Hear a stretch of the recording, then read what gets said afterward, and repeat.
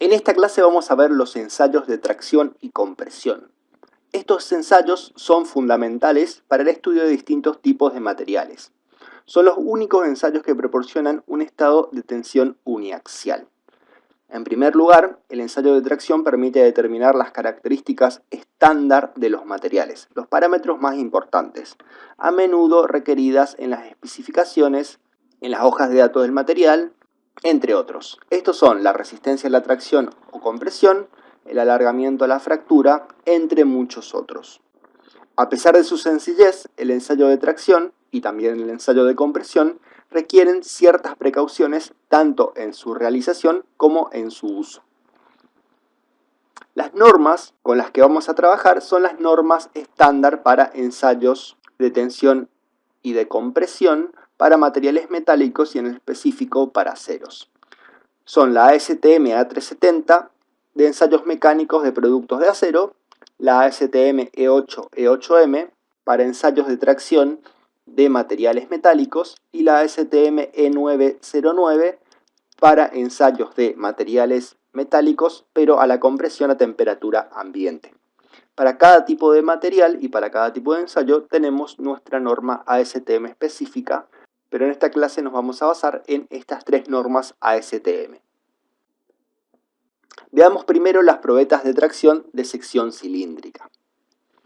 Las probetas de tracción de sección cilíndrica consisten en un cilindro de longitud calibrada A de una sección D menor a la del amarre de las probetas, que son estos extremos que se ven de la probeta. Entonces, esta forma de la probeta hace que la deformación se concentre en la zona de menor sección, que es esta del medio.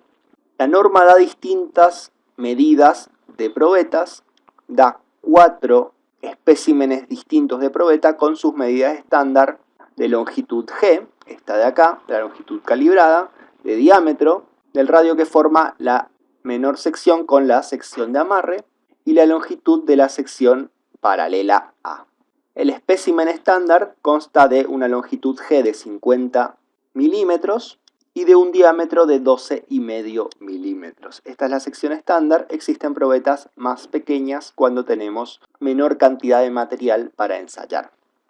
También tenemos otro tipo de probetas cuya longitud G de la longitud calibrada equivale a 5 veces el diámetro.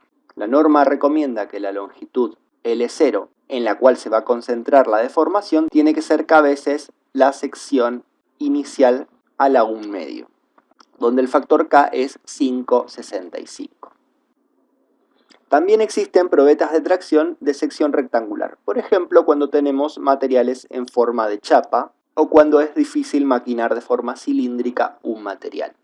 Y también tenemos 3 tipos de probetas distintas dependiendo del espesor T que tengamos en el material. Cada una de estas probetas se usa para un rango de espesor del material definido. En general, las más pequeñas, que son las de la derecha, se utilizan para espesores más pequeños, lo cual está especificado en la norma.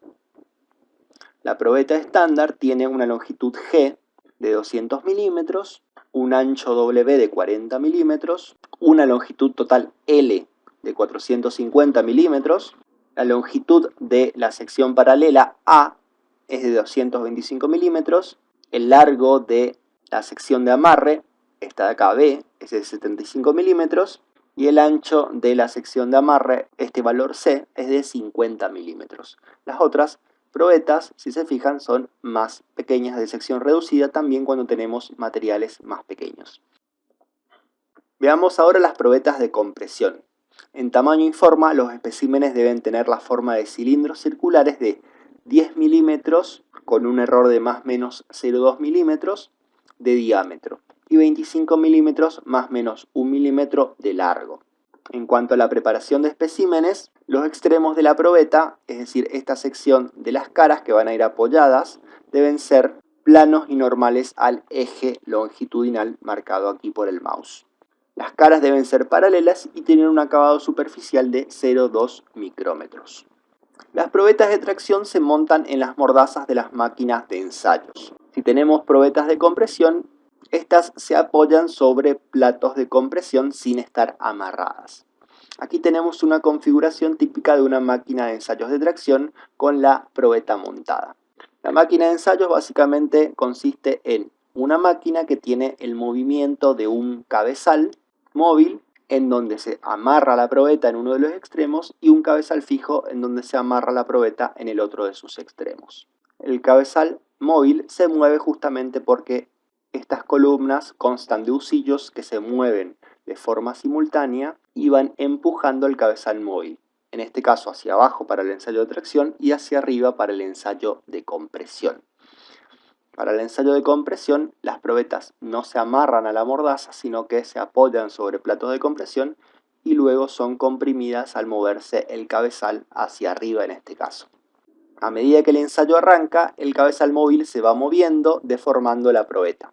Se mide simultáneamente la fuerza ejercida sobre la probeta con una celda de carga montada en este punto y se mide también el desplazamiento de la probeta, que puede ser medido de dos formas distintas. Podemos medir el desplazamiento de la probeta midiendo el desplazamiento del cabezal móvil. Esta medición trae consigo muchos errores, ya que nosotros vamos a estar midiendo el desplazamiento del cabezal, pero no de forma directa el alargamiento de la probeta. Si medimos únicamente el desplazamiento del cabezal móvil, vamos a estar teniendo errores en la medición, ya que se va a estar deformando el mismo cabezal, el amarre de las probetas y la probeta en su sección no calibrada, que si bien es más grande que la sección calibrada en donde se concentra la deformación, tiene un grado de deformación. Entonces todas estas deformaciones van a estar siendo medidas por el cabezal móvil y no van a ser representativas del desplazamiento real de la probeta. Por eso, para una determinación exacta de la deformación es importante tener una longitud de referencia precisa. Esto hace que un modelo representativo de una máquina de ensayos sea como si estuviéramos amarrando la probeta con un elástico. Todos esos juegos de la máquina y del amarre van a estar siendo representados por este elástico. Una vez que vencemos esos desplazamientos de ese elástico, que van a ser todas esas deformaciones de la máquina y del amarre, recién ahí vamos a estar aplicando un desplazamiento sobre la probeta. Por lo tanto, vamos a tener una deformación, un desplazamiento medido por el cabezal, que no va a ser aplicado sobre la probeta. En general, el desplazamiento del cabezal se mide con encoders que miden el número de vuelta de los husillos y luego multiplicando el número de vueltas por el paso del husillo nos da el desplazamiento vertical del cabezal móvil. Para obtener una medida precisa de la deformación, especialmente para valores bajos, se recomienda colocar un extensómetro en la longitud paralela, es decir, colocar un sensor que mide el desplazamiento directamente aplicado sobre la probeta. De esta forma vamos a tener la medición de la carga aplicada sobre la probeta y de forma simultánea el desplazamiento real medido directamente sobre la probeta, evitando los errores de las deformaciones y de los desplazamientos que estuvimos analizando anteriormente. La máquina universal de ensayos, como dijimos anteriormente, consta de dos cabezales a los cuales van amarrado la probeta, un cabezal fijo y un cabezal móvil. Estas columnas con husillos que me producen el movimiento que mueven el cabezal móvil a través de estos husillos y tuercas que empujan el cabezal móvil, la celda de carga que está midiendo la carga aplicada sobre la probeta y estos amarres sobre la probeta que son mordazas que agarran la probeta de forma tal que no existan resbalamientos ni tampoco dañen al material. Las máquinas universales de ensayos pueden ser mecánicas o hidráulicas. Ambas tienen ventajas y desventajas. Las máquinas hidráulicas en general tienen mayor capacidad de aplicar carga y también pueden aplicar la carga y los desplazamientos de forma más rápida. En cambio, las mecánicas tienen reducida en general su capacidad de carga, pero pueden ser controladas de forma más fácil y esto da mayor versatilidad en los parámetros de ensayo. En general, las máquinas pueden controlarse para aplicar desplazamiento constante, tasa de deformación constante, incremento de carga constante, entre otras configuraciones. Los ensayos de tracción deben proporcionar datos estándar sobre las propiedades de los materiales para poder compararlos sin ninguna ambigüedad y poder calcular las piezas con un grado alto de confianza. Los registros tomados durante el ensayo dan la fuerza medida por la celda de carga y el alargamiento, como vimos anteriormente. Siempre para cada momento del ensayo están midiendo ese par de valores, fuerza y alargamiento de la probeta. El alargamiento de la probeta, como dijimos, puede ser por medición del cabezal o directamente por extensómetro. Este segundo es mucho más preciso y fidedigno de lo que pasa en la probeta. Estos dos valores pueden ser utilizados para calcular la tensión y deformación ingenieriles. Esto es, la tensión es igual a la fuerza en cualquier momento del ensayo dividido la sección inicial de la longitud calibrada del material. Y la deformación es el delta de desplazamiento de la probeta dividido la longitud calibrada inicial. El estándar especifica que podemos obtener los siguientes parámetros de este ensayo. El límite elástico superior, REH, que me da el valor de la tensión ingenieril cuando se observa una caída de carga por primera vez. Es decir, si tenemos el ensayo tenso de formación ingenieril, este valor del límite elástico superior da cuenta del valor máximo luego del periodo elástico y cuando se observa una caída por primera vez. Ese es el valor del límite elástico superior. También tenemos el valor del límite elástico inferior, RL, el valor mínimo de tensión ingenieril durante el inicio de la deformación plástica. Tenemos también el valor del límite de proporcionalidad, RP, que me da una tensión para un valor convencional dado de extensión plástica porcentual. Este en general se calcula trazando una recta paralela a la recta elástica, esta de acá, y corriéndola hasta iniciar en el valor de 0,2% de deformación. Ahí donde la línea paralela corta la curva tenso-deformación, obtenemos el valor de tensión o límite de proporcionalidad. En este caso, al adoptar el 0,2% de deformación para trazar la paralela a la recta elástica, me da el valor RP02, que es el valor de deformación estándar para calcular este parámetro. También podemos obtener la resistencia a la tracción, RM, que es el valor de tensión ingenieril en la fuerza máxima durante la prueba. Este de acá me va a dar el valor de resistencia a la tracción. Las mismas analogías podemos hacer para el ensayo de compresión. Las tensiones y deformaciones ingenieriles no son del todo fidedignas de lo que ocurre en el material. Como dijimos, la tensión y deformación ingenieriles se calculan como la fuerza en cada momento del ensayo dividido la sección inicial y el delta de desplazamiento dividido la longitud calibrada inicial. Sin embargo, como el material sufre una deformación y la sección inicial se va haciendo cada vez más estrecha a medida que el ensayo avanza, y también la longitud calibrada inicial va cambiando a medida que el ensayo avanza, estos dos valores me dan cierto grado de error de lo que ocurre realmente con la tensión y la deformación en el material.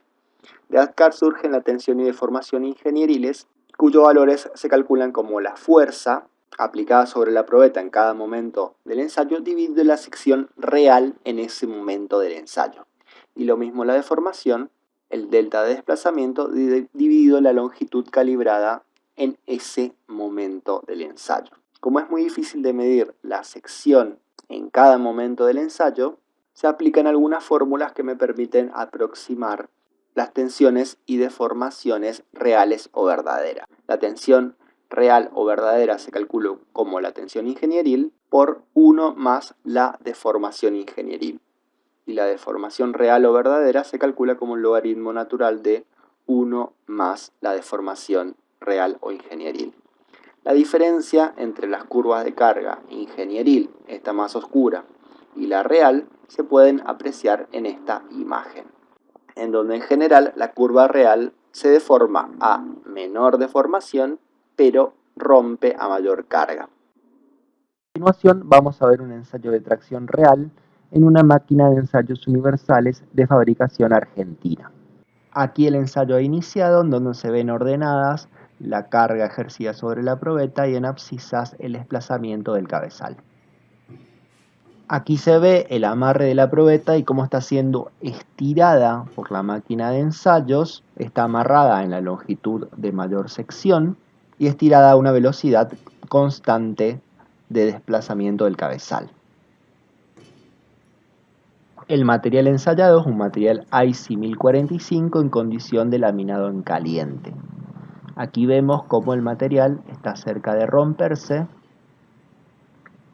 hasta que finalmente rompe en una sección un poco fuera del tercio medio de la longitud calibrada. Aquí podemos ver la curva de carga-desplazamiento final del material. Y aquí la probeta post-mortem luego del ensayo con la superficie de rotura.